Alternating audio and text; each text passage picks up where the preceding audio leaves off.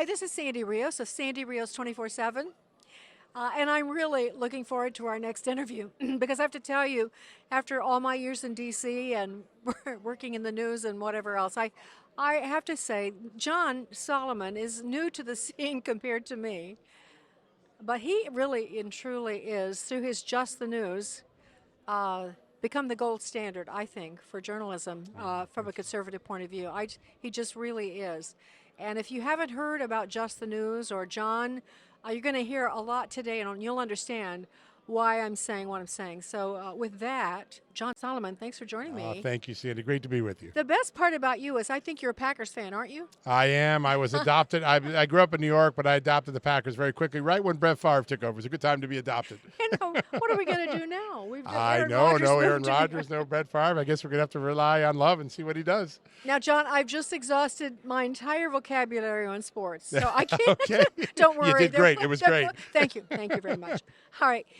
You, in the past, were the editor-in-chief of the Washington Times, which was, when I was in D.C. as president of Concerned Women for America, that was a newspaper I read every day, John. Yeah, I'm very proud of it. Yeah, you should be. That was an important outlet. Man, I think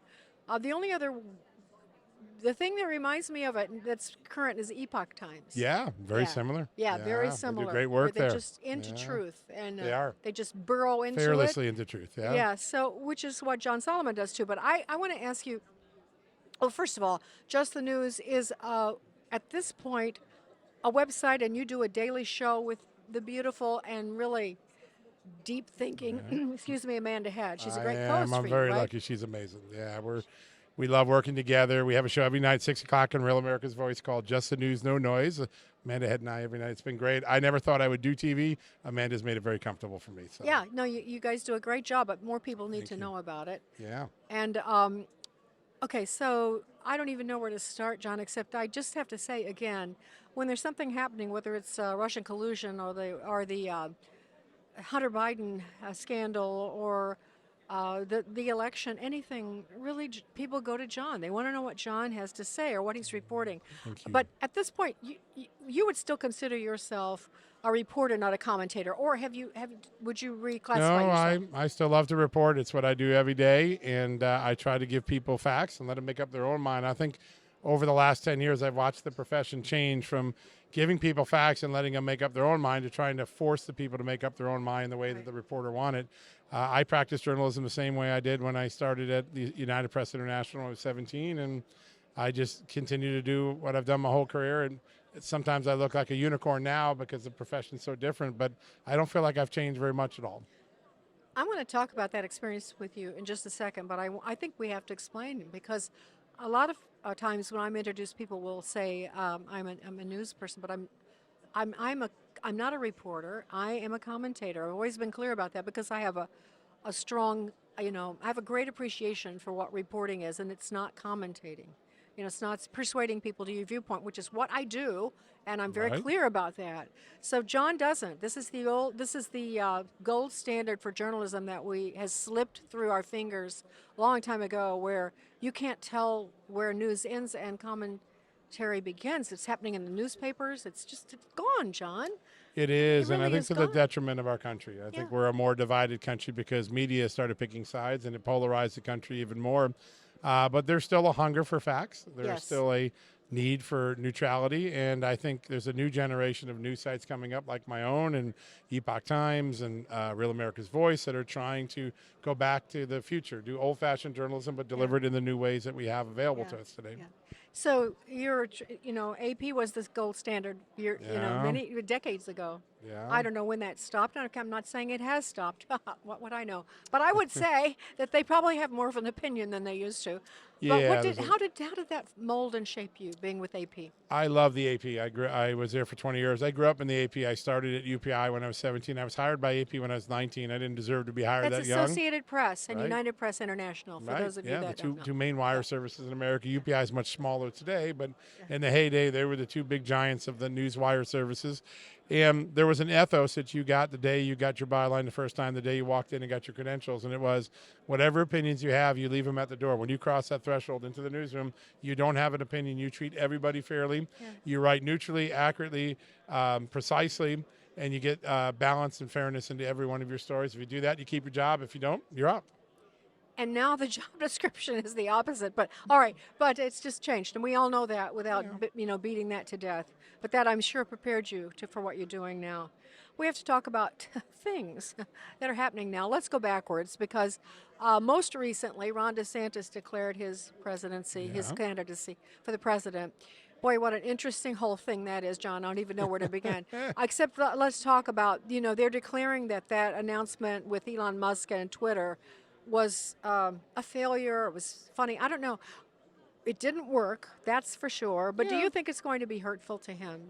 It'll be a couple days story. No one's going to remember in the summer of 2024 about that episode unless it becomes a self-fulfilling prophecy, meaning he keeps stumbling. If he keeps stumbling, people say, well, it started bad and it continued bad. Right. If he gets to see legs under him, I think people will then move to the real question, which is he ready to be president? What credentials does he have? Can he really make Florida America? Those would be the questions. So he wants to make a generational change argument, which is Donald Trump's great. I like his policies, but I think we're ready for a younger, more energetic person. It's hard to call President Trump not energetic given his energy. That's true. But I think he wants to, play off the Biden age issue, which is a very real issue for Americans. Donald Trump doesn't have any of that age decline, at least not yet. We don't see any of it. But I think he'll try to make an argument that we need generational change. I'm a little bit more in touch with people. That's why I picked Twitter. If Twitter had worked, it probably would have been a good thing for him. It didn't quite work last night, but I think in a few weeks, in a few months, if he hits his stride and he's talking about issues and what he'll do, I think people will be forgiving of that night. Ken Cuccinelli, who worked for the Trump administration, he's a good friend of mine. I love talking to Ken, but he was worked in home. I can't remember his title. It was like 10 words long. Yeah, but he was in the Homeland Security Department. Yes, yeah, big deal. Whatever he was doing, it was like customs and border and all of that. Right. And Ken was the former Attorney General of Virginia and so forth and so on. So very Ken is successful. highly respected and really was a supporter of Trump. But he has come out raising a lot of money, I think running a PAC or maybe working on the campaign of Ron DeSantis. And his position is that, and I had a front row seat, what he says is true, that Trump, his promises are wonderful, but there's a little problem with delivering all the things. He did deliver a lot of promises, so it would be a lie to say he didn't fulfill his promises. But in terms of personnel appointments and the damage that it did to him and the way it hamstrung him to be so undermined by his own staff, I'm sure you and I both had a front row seat to that, John. That's his point. You think it's a good one? You think it'll have legs? I think President Trump himself acknowledges that he made a lot of bad personnel appointments. I think he said a few times in interviews, boy, I picked some doozies, and I think he means it. His argument now is, I've been through 4 years of that. I learned my mistakes. I know how to operate in the world stage. I know how to operate the bureaucracy. And, oh, by the way, the bureaucracy will be much smaller if I'm back in the White House. Ron DeSantis say, well, I didn't have any of that in Florida. I was kind of I knew what I needed to do. I picked the right people. I kept the bureaucrats in check, and we'll do that. This is going to be a long debate. It's not unlike what Reagan and Ford went through in '76, right. And I think it's a good, healthy debate for the party. No matter which candidate comes out, Republicans will have a well-steeled candidate who I think if it's DeSantis and I don't want to dismiss the others because you never know what will happen. But if it's either DeSantis or Trump, they're very similar in policy. They're different in demeanor and approach. Donald Trump's a little bit more warm and engaging with people. DeSantis sometimes feels robotic, so he's got to develop that rope line skill, which is very important. Ron DeSantis delivers a great speech. Donald Trump delivers a long, great speech. People will pick between it. I think our founding fathers intended this process to be rigorous so that we end up with the best person, and I think we will. It's a refiner's fire for the candidates, and it helps us to get to know them, as rigorous as it is for them. But, John, here's my real concern. I have a feeling you might share this concern. I can't imagine us having a free and fair election in 2024. Why would we? I know people, friends of ours probably, mutual friends, are working day and night to rectify things, but it's a massive problem on so many levels. Can Republicans really prevail in 2024? Oh, absolutely they can. And listen, fraud's been around since Tammany Hall and Chicago machinery was built. Republicans have won many elections in spite of it. I think the fundamental realization that people are making now in 2024 that they maybe didn't fully embrace in 2022 and 2020 is that we no longer have election day. We have election week or month. And if you Yes. unilaterally disarm, if you don't play the early voter game, you put all your chips on a day where it could snow, it could rain, ballots could not be working in the printers, Maricopa County. Ronald Reagan used to say, I'm a man of principle, but I never will unilaterally disarm. I think Republicans in a lot of races unilaterally disarmed by not playing the early voter game. And you start every election, excuse me, on election day, 200, 300, 400,000 votes behind. And that's hard to make up in a day. I'll give you one example of where there's proof that Republicans can prevail. We had two very strong candidates in Wisconsin, Republicans did. One was Supreme Court. Well, before the Supreme Court, let's go back to 2022. Okay. Ron Johnson, Tim Michaels on the same ballot. Yes. Oh, yes. Ron Johnson wins, Tim Michaels doesn't. How does that happen? Ron Johnson played an early voter operation. Tim Michaels didn't. That margin of difference, which I think was like 40 or 50,000 votes different when you add up their totals, it can be done. Republicans won 4 seats in New York that were Democratic seats. All of them were early voting operations. And the governor's candidate, Lee Zeldin, did much better than the polls. Why? He did early voting. I think Republicans have nearly won the last 3 elections, became very close, without doing very much early voting. I think if they do early voting, what early voting does is it brings out what are known as low propensity voters, voters that aren't going to vote unless they can vote from their couch. And some of the reasons may be real, right? You look at the voting data, people who identify as conservative but often don't vote, it's often conservative parents with children. They're too worried on election day getting their kid to school, their kid to soccer practice. Early voting allows Republicans to tap into that electorate in a way they haven't. Democrats have maxed out their system now. There's not a whole lot more early voters they can get. If Republicans chip in, a lot of these races were 5, 10, 20,000 vote races. They flipped the other way. President Trump came to that realization on my TV show about 3 months ago. He said, I'm going to be the harvester in chief. I'm getting in. Carrie Lake, who's been fighting a big election last night, what did she say? I'm going to run the largest ballot gathering operation in Arizona history. I think that is the tipping point in 2024 that Democrats can't counter and that Republicans will rejoice in if they stick to it and get it done. Do you think Kerry's going to jump in the race for Senate? Certainly a strong possibility. She's sounding and talking like someone. She built a great infrastructure. She came so close. And I think an early voting operation behind her probably changes that state. Katie Hobbs has had a very difficult run, and so people are getting a taste of Democratic control. And Kristen Sinema can't decide who she is. Whether she's a Democrat, independent, who knows? And I think that those sort of well, let's hope that that's clear.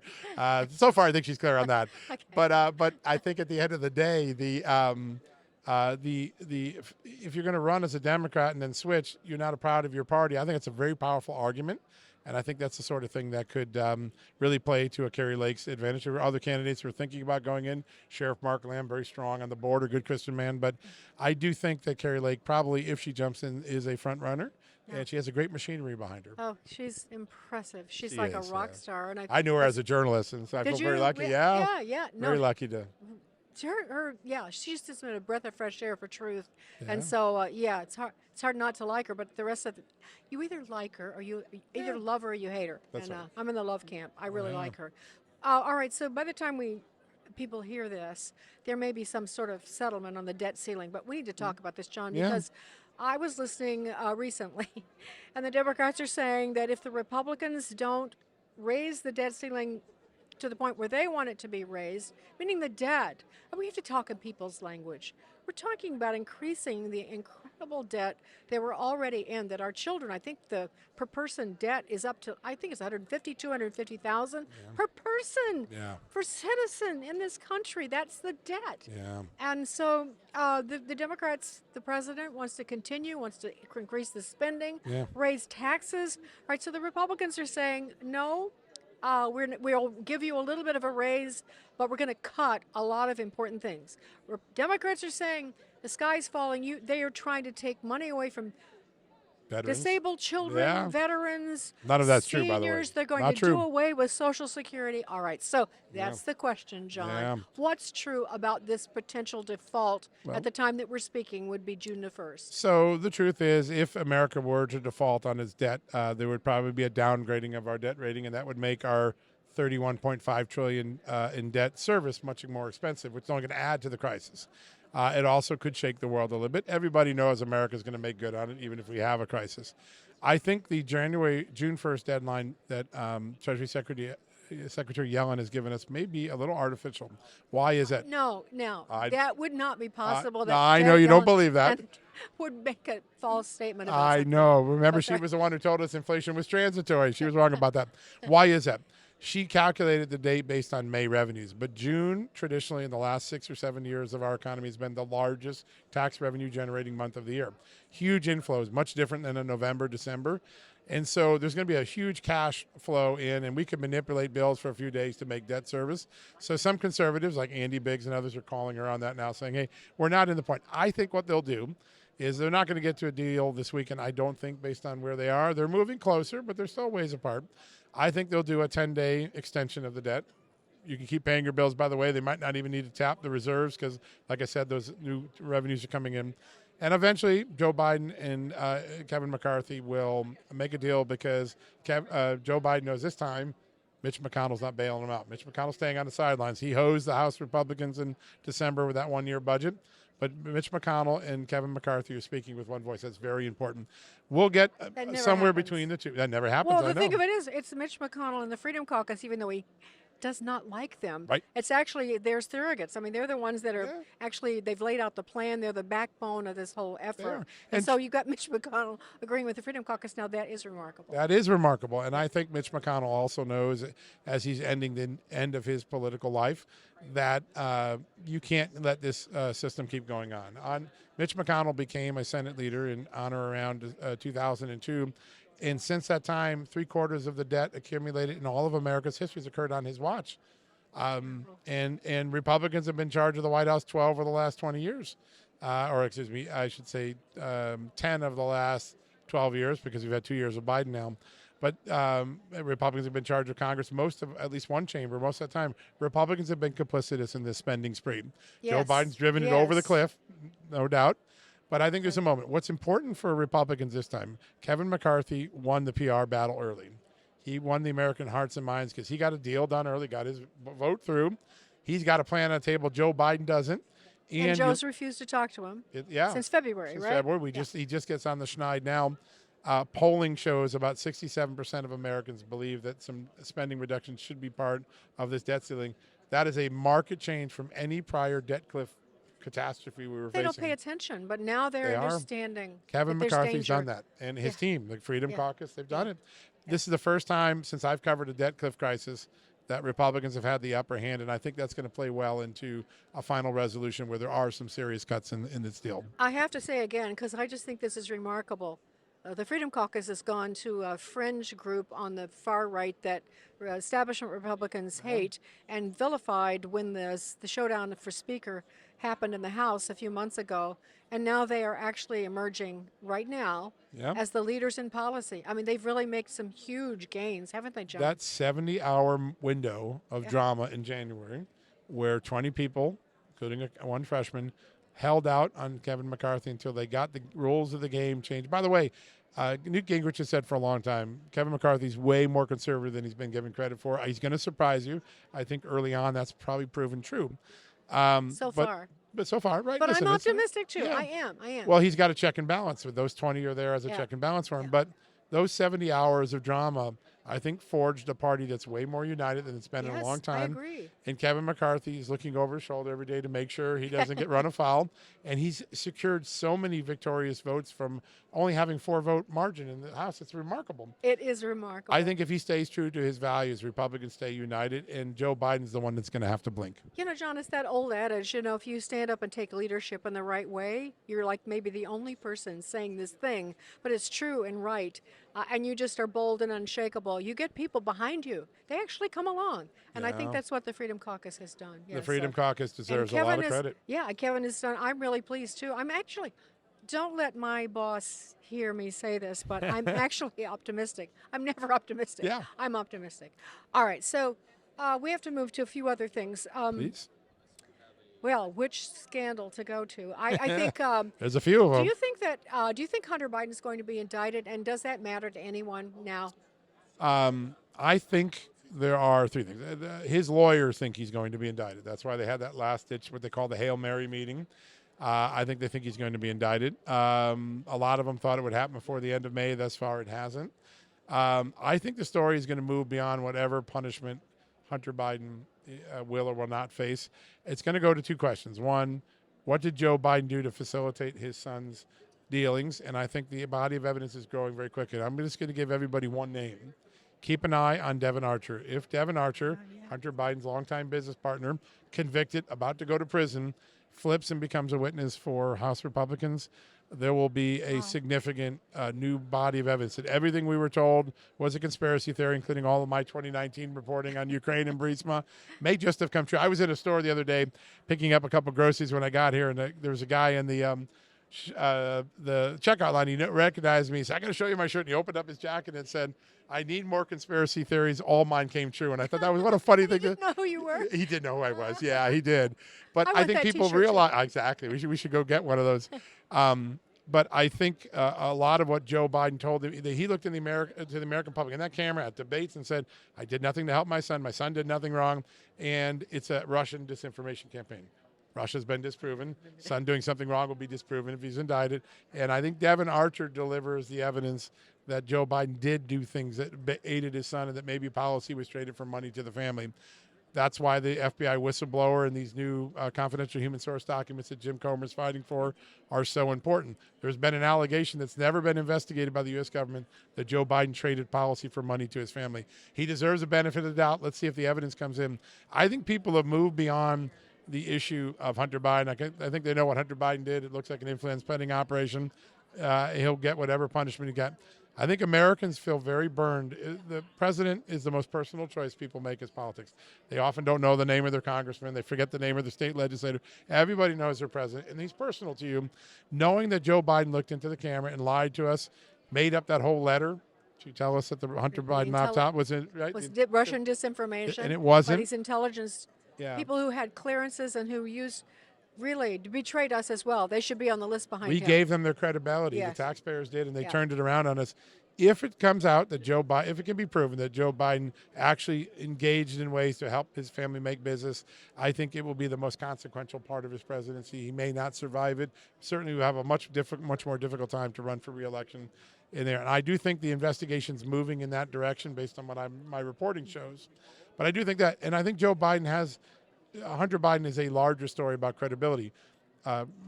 Congressman McCall just got a look at this memo that Joe Biden tried to keep from us on the Afghan withdrawal. Really? We're going to learn that Joe Biden lied to us about the Afghan withdrawal. He was warned that if they pulled out the way they did, there would be dire consequences. Joe Biden was elected because people thought he was a little bit more credible, more reliable than Donald Trump. More conservative than most Democrats. Yeah. Ha ha. I think he's been turned out to be the opposite. Yeah. Those are the boomerangs that most hurt a politician. When you lied to them to get in, they often take it out on you when they realize that they were given a bogus story. You know, one point I try to make with my audience, I'm going to make it again, is that just to make it, we working out of D.C., John, so a lot of things we take for granted about people's understanding, and this is a huge scandal, but I think people think there's always been graft and corruption. Politicians have always taken money and helped their families and their friends. What's new? The different thing about this is the President of the United States who enriched his family, yes, and that is graft and corruption, but he also did favors for foreign governments that were enemies of ours that hurt our national security and put us in danger. Your children, your grandchildren, your family are now in danger because of this exchange of money and this evidently what the implication is that he did favors for like China, Ukraine, I don't know, Romania, whatever the other countries were, maybe, who knows, there are going to be more, to hurt us and help himself. That is the right extension of all the facts, right? Which is at the end of the day, his family not only was getting money from these things, and he may have done favors to them, all of them are enemies of the United States or have antagonistic positions against the United States, had corruption problems in their background, Burisma, the Romanian oligarch. I think Americans don't like that, and I think it's going to come back. And there's proof that they don't like it because Hillary Clinton ran twice for president. At the end of the day, when you look at the internals of why she lost, people thought her family and her foundation were crooked. Yeah. And so just one thing that I think they're close to making this point. I know we have to, it's just the facts, right, John? Yeah. But the China initiative was something that Joe Biden, when he was elected president, one of the first things he did Shut down. was shut that down. And that's huge. That was about espionage on college And campuses. over the objections of the FBI director. He Yeah. didn't listen to his own FBI director. Something he told us when he was running, Joe Biden said, always listen to my experts. He didn't. He didn't listen to his experts on the military on Afghanistan either. You know, we can't leave this discussion out without talking about the whole Russiagate hoax and the aftermath of that. I don't even know what to ask you, John, except I think the betrayal of the Attorney General was massive as far as I'm concerned. Just your thoughts about that. At the end of the day, I think that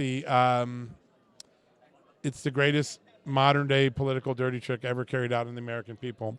And what it is that like the two gentlemen who showed up at my house on early March of 2017 after I'd got off of Sean Hannity parents one night, two young men showed up. They were in a government car. They pulled up to my driveway 11 o'clock at night, and they got out, and I said, it was right after I'd done some early FISA abuse stories.